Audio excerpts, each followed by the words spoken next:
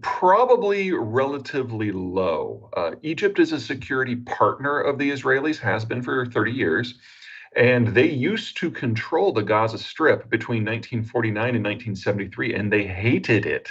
So there's no love lost between the Mm. Palestinians and the Egyptians. And while the Egyptians will not say this publicly, they are thrilled with what is about to happen. No. Uh, yeah, Jordan is a satellite state of Israel that is basically paid for with international aid, primarily from the United States. So that's not a security threat either. Syria is in a civil war. They don't have the capacity to control their own territory, much less do something at the Golan. That just leaves Lebanon, which is a failed state. And while Hezbollah has some teeth, what they don't have is an army. So they might be able to launch some rockets over, and that might cause some heartburn in Tel Aviv and Jerusalem. But it's not a traditional invasion. So, from the Israeli point of view, all of the local states are known quantities. The only questions that matter then are Iran and Saudi Arabia. In the case of the Iranians, they have some missiles that could reach Iran, but nothing that can change the balance of forces on the ground. They certainly can't deploy an army because they'd have to go through Iraq and Syria just to get there in the first place. That's well beyond their capabilities. And then there's Saudi Arabia. Now, the Saudis have been pushing for a direct alliance with the Israelis. They've been quiet security partners for the last 20 years. Basically, whenever the United States has said something less than complimentary about the Saudis or the Israelis, the two of them get closer together. And Israel has become a transit point for American weapons technology and training into Saudi Arabia now for quite some time. And they were trying to formalize that relationship. The question now is whether that's still going to move forward. And that is subject to an internal debate within Riyadh that's intergenerational. The King's generation, the older folks, liked the idea of the Palestinian cause and thought that any deal that was going to proceed had to include something for the Palestinians as well. The younger generation, that includes the crown prince, thinks the opposite, thinks that the Palestinians are wastes of skin and just need to be disappeared into history so they can get on with the real work of Saudi power. And so they are now having a debate internally about how seriously to take this. And when they're done with that debate, which will probably be within a month, we're going to have a very firm idea of what Saudi plans are for the next 20 years.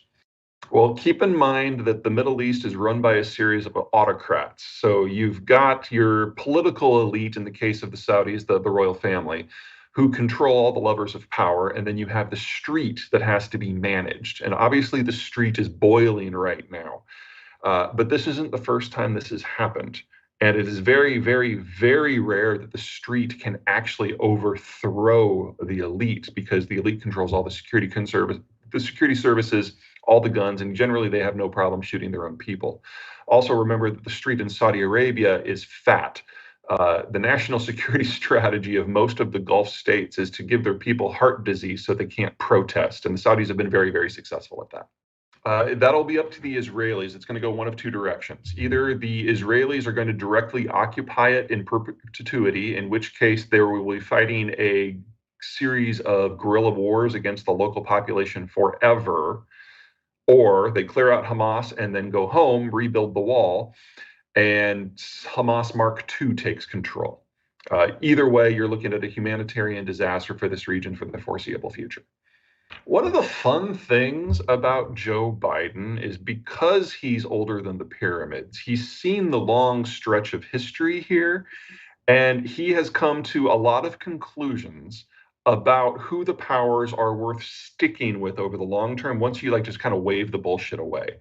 And in his view, Israel, for all of its warts, and there are many, is still the only Western oriented country, is still the only country with the concept of human rights, is still the only country with a modern economy that can look after itself for the most part, is still the only democracy.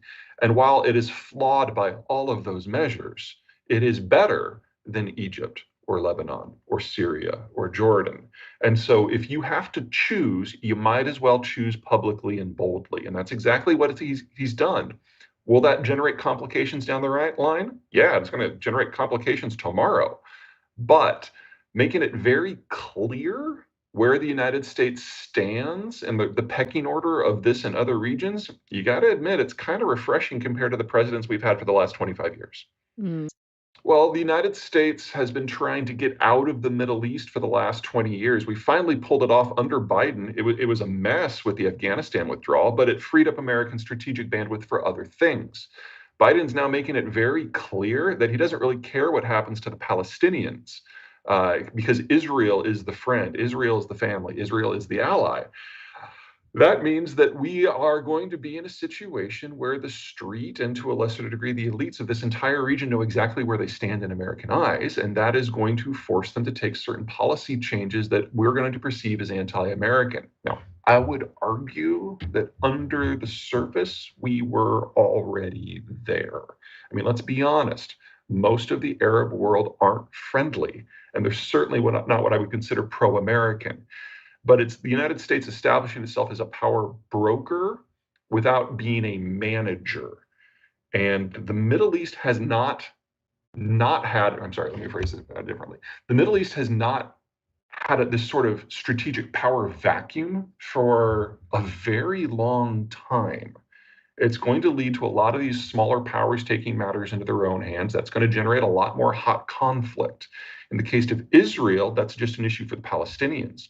But for the case of the Saudis, that means all of a sudden they have to seriously consider arming themselves. For the Egyptians, it means that they're kind of on their own, and they're going to also have to make public stances vis-a-vis Israel and show exactly where they stand.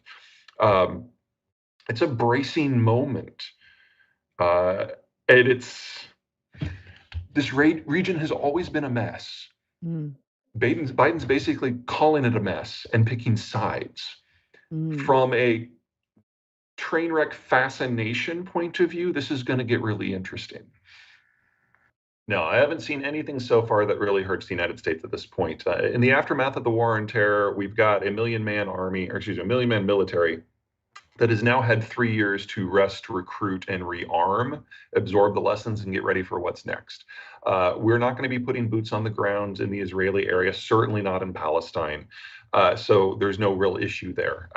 Also, because the United States is not involved in any sort of meaningful conflict at the time, we easily have the capacity of intervening indirectly with military support, special forces, finance, intelligence in a dozen areas at once. So I'm not really concerned at all about limitations on American power at the moment. Now, the idea that China would benefit from crises elsewhere in the world is not one to reject out of hand. Because the idea is if the US is obsessed with this, that, and the other thing, that maybe we'll miss things like Taiwan. But until you actually have boots on the ground, that is not the case. So during the war on terror, it would have been impossible for the United States to engage another part of the world with 100,000 troops because all of our deployable forces were already in play. That's not the case today. So they would have to bait us into multiple hot conflicts where we were actually involved with the shooting. We're nowhere close to that. That's not going to be Ukraine as long as Ukraine is alive. That's kind of piece one. Piece two, I'm not sure the Chinese are capable of even having that conversation internally right now. Chairman Xi has so destroyed the capacity of the Chinese government to even think. He has purged local governments and regional governments and now the academic situation and the business community to such a degree that there is now no one within the Chinese system who will bring him information. This isn't a Trump problem where he doesn't want to be surrounded by people who will speak truth to power. This is more of an Obama situation where he doesn't want to communicate with anyone.